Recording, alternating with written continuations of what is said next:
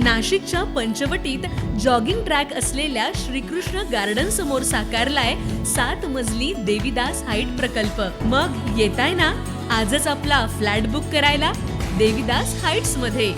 आमचा मोबाईल क्रमांक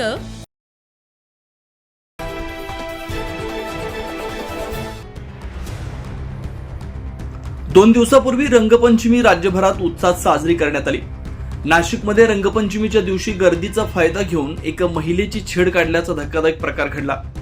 या प्रकरणी पंचवटी पोलीस ठाण्यात गुन्हा दाखल करण्यात आला होता।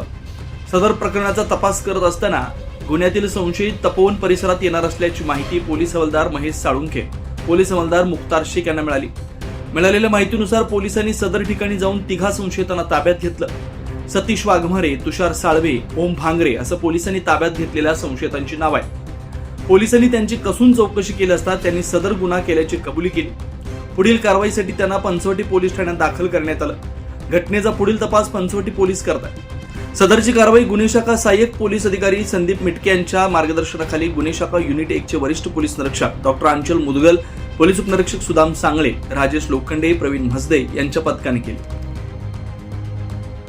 9 न्यूज महाराष्ट्रासाठी प्रतिनिधी इसाक कुरेशी, नाशिक।